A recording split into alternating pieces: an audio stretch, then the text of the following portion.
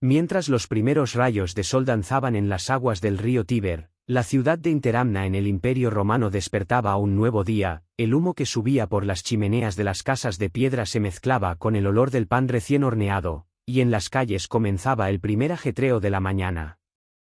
Bajo la sombra de los olivos, en el jardín de una casa antigua, yo estaba arrodillado rezando en silencio, con las manos abiertas al cielo y los ojos cerrados, mis labios susurraban salmos en hebreo. Mi nombre era Valentinus y, aunque el mundo aún no lo sabía, yo, un joven de apariencia común, estaba a punto de dejar un legado que viviría en el corazón de millones durante siglos. Mi historia se escribiría con sangre y amor, con persecución y sacrificio, con mazmorras y milagros. La gesta de un santo temido por emperadores, protegido por amantes y coronado por mártires, porque yo, Valentinus, no era solo un clérigo, era un héroe que protegía el amor frente a las leyes, que mantenía la fe ante la opresión y que sacrificaba su propia vida por la felicidad de los demás. Mientras los emperadores se sentaban en sus tronos en los palacios de mármol de Roma, yo, en las oscuras mazmorras, levantaba el reino del amor, sin empuñar una espada, sin reunir ejércitos, sin dar un solo discurso, conquistaría millones de corazones. Esta es mi historia, la de San Valentín, el mártir del amor, el defensor del romance y el símbolo del sacrificio real, el relato de un hombre que luchó con amor contra el mundo y venció, que no perdió su luz ni siquiera al encontrarse cara a cara con la muerte. A mediados del siglo III, antes de que el imperio iniciara plenamente su persecución sistemática contra los cristianos, nací en una familia humilde en la ciudad de Interamna, en el corazón de Italia, en la región de Umbría. Era alrededor del año 226 después de Cristo. Y Roma lidiaba con el caos político y las incertidumbres militares en los últimos días de la dinastía Severa. Los emperadores cambiaban rápido, los bárbaros presionaban en las fronteras y las semillas de una nueva fe brotaban silenciosamente entre el pueblo. Mi familia no era ni aristocrática ni rica. Mi padre era un artesano, quizá un cantero o un agricultor. Sin embargo, nuestra verdadera riqueza estaba en nuestra fe recién descubierta. El cristianismo, aunque en aquellos días aún no se consideraba ilegal, era una fe vista con sospecha, considerada peligrosa en la sociedad pagana romana. Mis padres asistían a reuniones secretas, se reunían en los sótanos de las casas bajo el amparo de la noche y susurraban el nombre del Mesías mientras trazaban el signo de la cruz en sus pechos. Ese valor silencioso de la iglesia clandestina se grabó en mi alma desde niño. Veía los majestuosos templos de Roma, los combates de gladiadores en los anfiteatros y los sacrificios ofrecidos ante las estatuas imperiales en el foro. Mis compañeros escuchaban las historias de los dioses romanos y memorizaban las aventuras de Júpiter, Marte y Venus. Sin embargo, mi corazón atendía a otro llamado. Mi madre me contaba las historias de Jesús, cómo calmó el mar, sanó a los ciegos, perdonó a los pecadores y finalmente fue crucificado por amor. Estas historias dejaron una huella profunda en mi espíritu. Los dioses de Roma eran fuertes e imponentes, pero carecían de amor. Jesús, aunque parecía débil, estaba lleno de un amor infinito. Para mí, la elección estaba clara: no elegiría el poder, elegiría el amor. En mi juventud, sentí que mi corazón era llamado por Dios con cada vez más fuerza. Mientras mis compañeros de juegos soñaban con casarse, formar una familia o quizá unirse al ejército, mis sueños eran muy distintos. Quería servir al Mesías, difundir el Evangelio y dedicarme por completo a una vida espiritual. A los 18 años, comuniqué mi decisión a mi familia: sería sacerdote. Mis padres, aunque conocían los peligros de esta elección, no se opusieron, pues compartían la misma fe y vieron como un honor que su hijo se consagrara a Dios. Acudí ante el anciano y sabio San Zenón, obispo de Interamna. El obispo, al ver mi sinceridad y determinación, me aceptó. Así comenzó un largo periodo de preparación. Memoricé las sagradas escrituras, estudié las enseñanzas de los padres de la Iglesia y aprendí la disciplina de la oración y el ayuno. Mi alma, como el hierro forjado en la fragua de un herrero, se purificaba y fortalecía cada día más. Finalmente, fui ordenado sacerdote a una edad temprana. Las manos envejecidas de Zenón tocaron mi cabeza y me consagraron al servicio de Cristo. Desde ese momento, no fui solo un creyente, sino el pastor de una comunidad. Mi labor no consistía solo en predicar, también incluía visitar a los enfermos, ayudar a los pobres, consolar a los creyentes cautivos y administrar los sacramentos. Y, lo más importante, bendecir el sacramento del matrimonio. Yo creía que el matrimonio no era solo un contrato social, sino un regalo sagrado de Dios. La unión de dos almas en presencia de Cristo era una de las formas más sublimes de adoración. Esta convicción pronto me enfrentaría al imperio. Roma, en aquellos años, lidiaba con crisis militares, por el norte los godos, por el este los persas, en cada frontera una nueva amenaza acechaba al imperio. Claudio II ascendió al trono, un general conocido por su genio militar y su carácter severo. El pueblo lo llamaba, el gótico, porque había logrado grandes victorias contra los bárbaros, pero tras sus éxitos militares había una gestión despiadada y una lógica fría. Claudio sabía que la fuerza del imperio dependía de su ejército, y para que el ejército fuera fuerte, se requería la lealtad absoluta de los soldados. Sin embargo, había un problema: los soldados casados no querían ir a la guerra. El dolor de dejar atrás a sus familias, esposas e hijos los debilitaba y quebraba su valor. Los comandantes informaban que los soldados casados dudaban más en el campo de batalla y tenían una mayor probabilidad de huir. Para solucionar esto, Claudio tomó una decisión radical: prohibió el matrimonio de los soldados jóvenes. El decreto se extendió por cada rincón del imperio. De ahí en adelante, ningún soldado podría casarse durante su tiempo de servicio. Se respetarían los matrimonios existentes, pero las nuevas nupcias estaban estrictamente prohibidas. Quienes violaran la ley, tanto el soldado como el sacerdote que oficiara el matrimonio, serían castigados con la ejecución. Esta decisión provocó un dolor inmenso en la sociedad romana. Las parejas jóvenes que se amaban se vieron obligadas a esperarse con las esperanzas rotas, las lágrimas de la novia, la desesperación del novio y la rebelión silenciosa de las familias inundaron la ciudad. Pero la ley era tajante y el emperador, implacable, fue justo en ese instante, cuando la oscuridad era más densa, cuando yo, un sacerdote de Interamna, di un paso al frente. Cuando me enteré del decreto del emperador, mi conciencia se reveló. No era solo una ley injusta, era un ataque directo a la ley de Dios. El matrimonio no fue instaurado por los hombres, sino por Dios mismo. Fue el mismo Dios quien unió a Adán y Eva, quien bendijo la transformación del agua en vino en Caná y quien hizo de dos cuerpos una sola carne. Ningún emperador, ningún decreto podía romper esta unión sagrada. Oré durante largas noches. ¿Qué debía hacer? ¿Obedecer la ley o traicionar mi conciencia? ¿Ser leal al emperador o presentar mi lealtad a Dios? La respuesta llegó desde lo más profundo de mi corazón: la ley de Dios siempre estaba por encima de la ley de los hombres.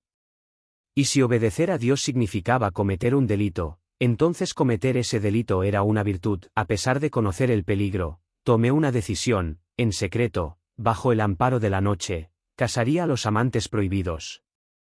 La voz corrió poco a poco, circuló entre susurros. Parejas desesperadas empezaron a buscarme.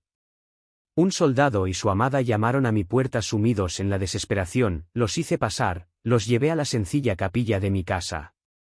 Bajo la luz trémula de las velas, los uní ante la presencia de Dios en una ceremonia secreta. Tomé sus manos, bendije sus cabezas y oré en silencio.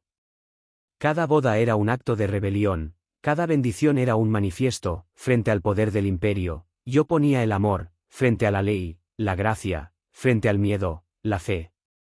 Con el paso de los meses, mi actividad aumentó. Cada semana llegaban parejas nuevas. Algunos de familias ricas, otros de barrios pobres, algunos soldados y otros simples civiles. A todos los recibía con el mismo amor. No solo oficiaba su ceremonia, les daba consejos sobre el matrimonio, les explicaba que el amor requiere sacrificio y que la fe debía ser el cimiento. Muchas parejas iniciaron una vida feliz gracias a mi bendición. Pero no hay verdad que pueda permanecer oculta para siempre. El emperador tenía agentes e informantes por toda Roma. Los vecinos se vigilaban constantemente y los ciudadanos leales informaban de cualquier actividad sospechosa al emperador. Mis visitas nocturnas, las parejas que entraban en mi casa y los rumores que se extendían entre susurros no tardaron en llamar la atención. Una noche, un informante vigiló mi casa, vio a una joven pareja entrar a escondidas y salir con felicidad horas después. A la mañana siguiente, entregó esa información al gobernador local. El gobernador se tomó el asunto en serio. Desafiar el decreto del emperador era desafiar la autoridad del imperio. Se planeó una operación de inmediato. Unos días después, yo estaba celebrando otra ceremonia. La joven pareja se tomaba de las manos a la luz de las velas mientras yo rezaba. En ese preciso instante, la puerta se abrió de un golpe violento. Los guardias romanos irrumpieron con las espadas desenvainadas. La pareja se quedó paralizada por el terror, pero yo mantuve la calma. Mi mirada era firme, no tenía miedo. Los guardias me encadenaron y me llevaron junto con la pareja. Sin embargo, incluso mientras me llevaban, susurré una última bendición a los jóvenes esposos. Fui llevado a Roma entre cadenas. El viaje fue largo y doloroso. Los grilletes en mis manos me herían la piel, el sol me abrasaba la cabeza, pero mi espíritu estaba en paz. Sufrir por Dios era un honor para mí. Al llegar a Roma, fui llevado directamente ante la presencia del emperador. Claudio II me miró con frialdad desde su trono. En este sacerdote corriente no había ni una amenaza militar ni un poder político. Sin embargo, el emperador conocía el poder de los símbolos. Desafiar una ley era desafiar todo el orden. Perdonar a este sacerdote significaría mostrar debilidad. Al principio, Claudio intentó convencerme. Quizá este anciano sacerdote solo se había equivocado, quizá aceptaría adorar a los dioses de Roma y sería perdonado. El emperador comenzó con voz suave. Me ofreció cargos, incluso riquezas. Su única petición era esta, que abandonara la fe cristiana, ofreciera sacrificios a los dioses de Roma y no volviera a oficiar matrimonios prohibidos. Me mantuve erguido incluso bajo el peso de mis cadenas. Mi mirada estaba fija en los ojos del emperador. En mi voz no había ni ira ni miedo, solo una calma decidida. Rechacé una por una las ofertas del emperador. El oro era pasajero, el cargo era efímero, pero el amor de Dios era eterno. Los dioses de Roma eran estatuas de piedra y bronce. Mi Dios, en cambio, era un Dios vivo, amoroso y justo. La paciencia de Claudio se agotó. Este sacerdote no solo era desobediente, era peligroso. Su discurso era convincente, su actitud impactante. Incluso se susurraba en palacio que había guardias conmovidos por mis palabras. El emperador ordenó mi encarcelamiento inmediato. Quizá el dolor me silenciaría, quizá el miedo quebraría mi fe. Fui arrojado a la prisión mamertina de Roma. Esa mazmorra era el lugar donde habían sido encarcelados los enemigos de Julio César, San Pedro y un sinfín de mártires cristianos. Los muros de piedra eran húmedos y oscuros, la luz del sol nunca llegaba. Fui atado a la pared con cadenas. Mi comida era limitada, el agua sucia y escasa. Sin embargo, la mazmorra no pudo conmigo. La primera noche, me puse de rodillas en medio de la oscuridad y oré. Susurré a los otros prisioneros, canté alabanzas. Mi voz resonó en los muros de la prisión y los demás presos escucharon en silencio. Algunos lloraron, otros encontraron esperanza. Incluso allí, yo era luz para la gente. A la mañana siguiente, los carceleros me vieron. Esperaban ver a un prisionero suplicante y hundido. Sin embargo, se encontraron con un hombre de ojos brillantes y rostro sereno. Uno de ellos me preguntó cómo podía estar tan tranquilo. Respondí con voz suave, porque la libertad no se encuentra en las cadenas, sino en el alma. Con el paso de los días, seguí sirviendo incluso en la cárcel. Consolé a otros prisioneros, les hablé del amor de Dios. Incluso fui amable con los guardias. No los veía como enemigos, sino como almas perdidas. Y fue allí, en las profundidades de la oscuridad, donde mi milagro más conocido estaba a punto de ocurrir. El alcaide de la prisión era un romano rígido y escéptico llamado Asterio. Durante años había lidiado con innumerables cautivos, criminales, rebeldes, traidores y miembros de esta nueva religión. A todos los veía con los mismos ojos, amenazas contra el Estado. Sin embargo, Asterio tenía un punto débil, su hija Julia, que era ciega. La pequeña no había visto nada desde su nacimiento. Sus ojos estaban abiertos pero no percibían la luz. Asterio lo había intentado todo por su hija. Había llamado a los mejores médicos de Roma, comprado medicinas caras e incluso ofrecido sacrificios en los templos paganos. Había suplicado a Apolo, a Esculapio e incluso a los dioses del inframundo, pero nada había funcionado. Su hija seguía en la oscuridad. Con el paso de los días, Asterio comenzó a observar a este extraño cautivo en su prisión. Yo era diferente a los demás prisioneros, no lloraba, no suplicaba, no lanzaba maldiciones. Al contrario, oraba constantemente, consolaba a los demás e incluso hablaba con cortesía a los guardias. Un día, Asterio no pudo contener su curiosidad y bajó a mi celda. Dentro, encontró a un hombre encadenado pero lleno de una paz espiritual. Asterio preguntó con voz dura, ¿hablas tanto de ese Dios cristiano? ¿De verdad es tan poderoso? Respondí con voz calmada, Dios es un poder por encima de cualquier poder. Él es quien creó los mares, colocó las estrellas y moldeó al hombre a su imagen y semejanza. Asterio preguntó con una sonrisa burlona, entonces ¿por qué no te saca de aquí? Mi respuesta fue profunda, porque la salvación no trata solo del cuerpo. Si el alma es libre, la mazmorra es solo un lugar de paso. Asterio estaba impresionado pero aún no convencido. Sin embargo, esa noche, cuando volvió a su casa, la pequeña Julia lloraba. Quería ver algo de nuevo, la oscuridad se estaba volviendo insoportable. Asterio, en su desesperación, se acordó de mí. Quizá, solo quizá, este Dios fuera realmente poderoso. A la mañana siguiente, trajo a su hija a la prisión. Los guardias se extrañaron, pero nadie se atrevió a cuestionar al alcaide. Asterio entró en mi celda y llevó a Julia a mi lado, se plantó frente a mí y con voz dura pero desesperada me dijo, si tu Dios es realmente poderoso, que abra los ojos de mi hija. Entonces tu fe será la verdadera y yo también creeré, pero si no ocurre nada, eres un farsante y mereces tu castigo. Miré a la pequeña Julia con ternura, no vi sus ojos, vi su corazón. Sentí la pureza de la niña y la desesperación de su padre. Me puse de rodillas y coloqué mis manos sobre la cabeza de Julia. Empecé a orar en silencio, mis palabras no eran en latín, sino en hebreo, suplicaba a Dios en la lengua de los antiguos profetas. La celda se sumió en un silencio profundo. Asterio, su hija, los guardias, todos me observaban congelados. La oración duró mucho tiempo, quizá unos minutos, quizá más. Parecía que el tiempo se había detenido. Invocando el nombre de Jesús, dije, Señor mío, muestra tu poder. Ten piedad de esta pequeña inocente, abre sus ojos para que vean tu luz.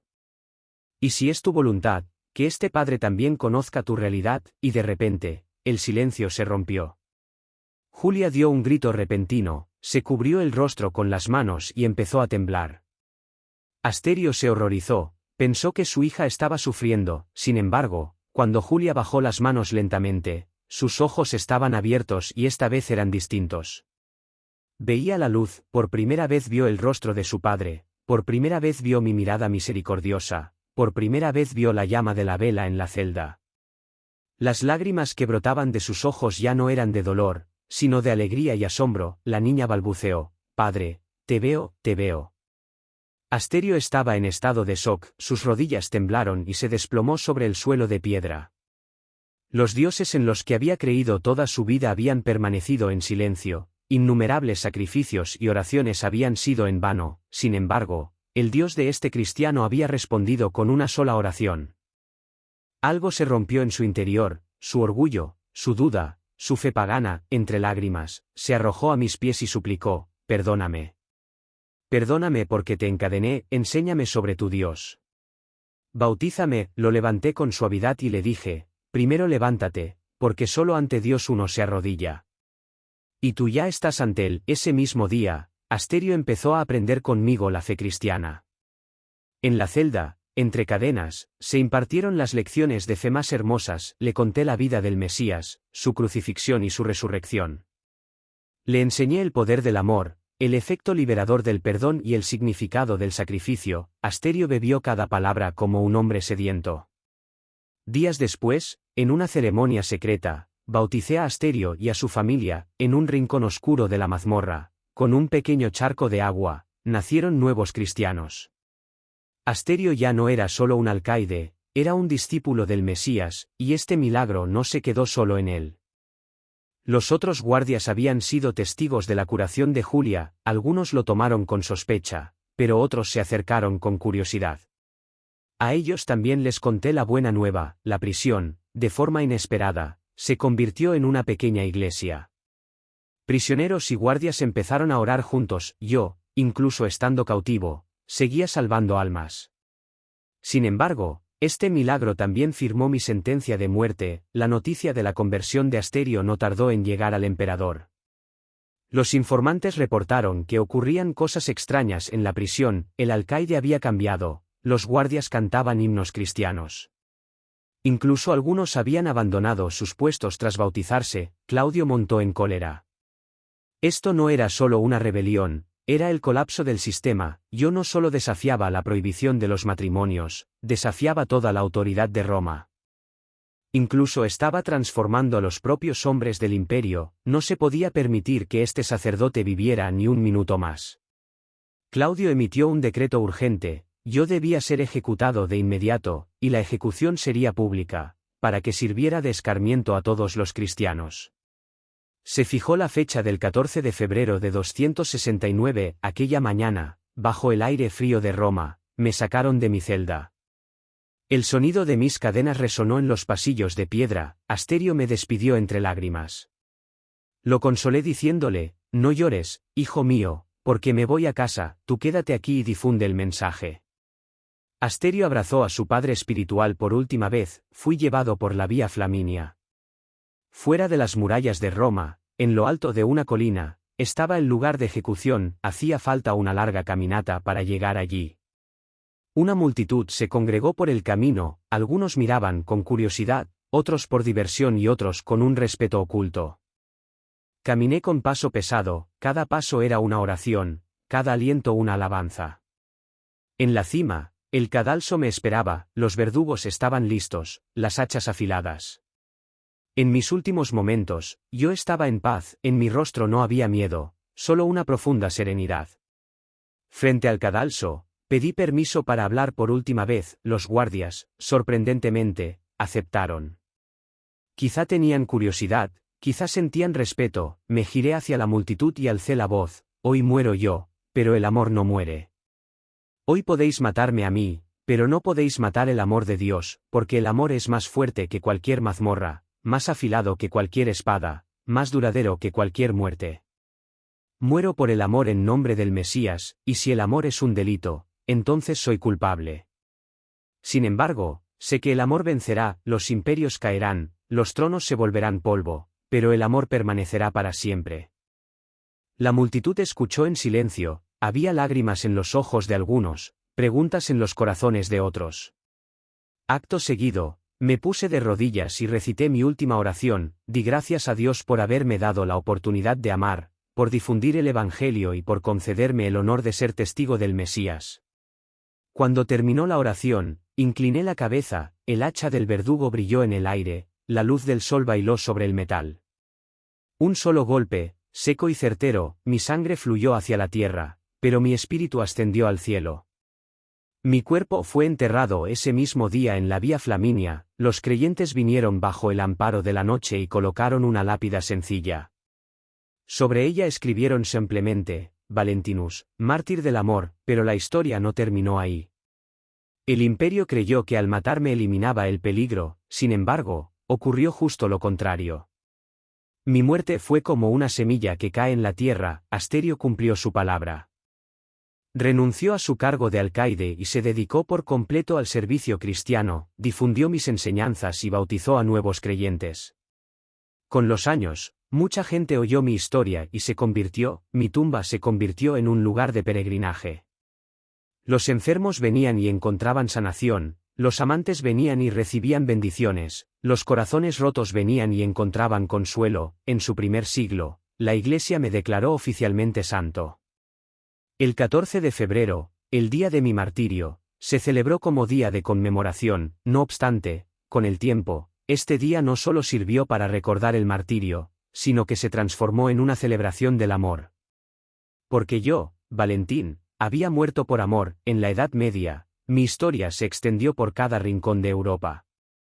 Los poetas me mencionaron en sus versos, los pintores me retrataron en sus iconos y el pueblo me mantuvo vivo en sus leyendas. Especialmente en Inglaterra, se creía que el 14 de febrero marcaba el inicio de la temporada de apareamiento de las aves.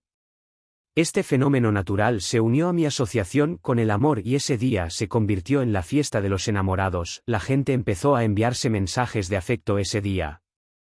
Primero notas sencillas, luego tarjetas hechas a mano, y, con el tiempo, flores y regalos. Mi nombre se convirtió en sinónimo de romanticismo, compromiso y amor verdadero. Durante el Renacimiento, mi leyenda se enriqueció aún más. El escritor Geoffrey Chaucer habló de mí en sus poemas y me describió como el día del matrimonio de las aves. Incluso en las obras de Shakespeare hay alusiones a San Valentín. Al llegar a la época victoriana, el 14 de febrero se había convertido en toda una industria. Tarjetas impresas, poemas románticos y regalos adornados se vendían por doquier, pero bajo todos estos avances comerciales, aún subyacía mi mensaje original: el amor verdadero requiere sacrificio. En el siglo XX, el Día de San Valentín se convirtió en un fenómeno global. Se empezó a celebrar en todos los continentes, no solo en países cristianos. Los jóvenes japoneses enviaban chocolates, en Corea los amantes recibían regalos especiales, en Latinoamérica los enamorados daban serenatas. Mi nombre era ya un símbolo universal. Sin embargo, lo irónico era que la mayoría de la gente, al enviar las flores, escribir las tarjetas o comprar los regalos, no conocía mi verdadera historia. Me creían un mito, una leyenda o incluso un invento del marketing. Porque el mundo moderno recordaba mayormente la parte romántica de la historia, pero olvidaba la parte del martirio. Yo no era solo el santo de los enamorados, era también un héroe que se enfrentó a la injusticia, que luchó por la libertad de conciencia y que dio su vida por su fe. Hoy, siglos después, mis reliquias se guardan en Roma. Mi reliquia más famosa se conserva en la Basílica de Santa María in Cosmedin. En un relicario de oro, mi cráneo y algunos fragmentos óseos se presentan a los visitantes. Cada 14 de febrero, miles de peregrinos visitan esta basílica. Parejas de la mano rezan ante mí, solteros suplican por encontrar el amor verdadero, casados piden que su unión se fortalezca, pero mi verdadero legado no está en la piedra ni en los huesos. Vive en millones de corazones, en cada matrimonio fundado con amor, en cada verdad defendida con valor, en cada fe vivida con sacrificio. Yo, Valentín, sigo viviendo. Mi historia nos da una lección importante: el amor no es solo un sentimiento, el amor es una acción, una elección y un sacrificio. El amor verdadero no elige lo que es cómodo, sino lo que es correcto. No piensa en los intereses personales, sino en el bien de los demás. No se rinde ante el miedo, no calla ante la injusticia. Yo desafié a un imperio porque el amor era más fuerte que cualquier autoridad. Quebranté las leyes porque la ley de Dios estaba por encima de la ley de los hombres. Sacrifiqué mi vida porque el amor verdadero es el amor de quien se entrega a sí mismo. El imperio intentó silenciarme, pero mi voz nunca ha resonado con tanta fuerza. Claudio intentó destruirme, pero mi nombre ha vivido más que el del emperador. Yo morí, pero mi amor se hizo inmortal, y hoy, millones de personas mantienen vivo el legado de un mártir sin darse cuenta. Todos los que envían esas tarjetas, los que regalan esas flores, los que susurran esas palabras, en realidad están repitiendo mi mensaje: el amor está por encima de todo, el amor es más fuerte que la muerte. El amor vive para siempre. Mi historia no es solo una leyenda del pasado. Sigue siendo relevante hoy, sigue siendo poderosa, sigue siendo una historia inspiradora, porque el mundo sigue lleno de injusticias, sigue habiendo opresiones, sigue habiendo necesidad de quienes escuchan su conciencia. Yo os doy valor, muestro cómo un sacerdote corriente puede lograr cosas extraordinarias. Recuerdo el valor de amar sin miedo, de resistir en los principios y de sacrificarse si es necesario. Mi vida es una llamada: vivid el amor verdadero. No solo con palabras, sino con acciones, no solo en los tiempos fáciles, sino también en los difíciles. No solo para los que os aman, sino incluso para vuestros enemigos, porque el amor que enseñó el Mesías es incondicional, ilimitado y abnegado. San Valentín, protector de los enamorados, intercesor de los matrimonios y testigo del amor verdadero, está con nosotros. Mi historia debe ser recordada cada 14 de febrero. Pero no solo con flores y tarjetas, sino también con una profunda gratitud y un entendimiento espiritual. Os enseño que el amor no es solo romántico. El amor es también heroísmo, es sacrificio, es martirio. Yo lo viví, lo enseñé y lo sellé con mi sangre.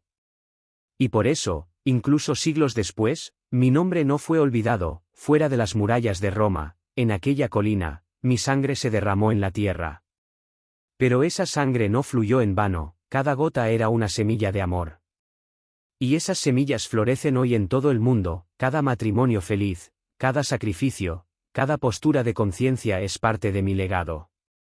El imperio cayó, la opresión terminó, las leyes cambiaron, pero el amor permaneció. Y yo quedé grabado en la historia como el símbolo eterno de este amor, porque al final, el amor venció. Tal como dije, los imperios caerán, los tronos se volverán polvo, pero el amor permanecerá para siempre. San Valentín, mártir del amor, símbolo del sacrificio real, ruega por nosotros. Para que vivamos con amor, nos mantengamos con valentía y nos unamos contigo para siempre en el reino de Dios. Amén.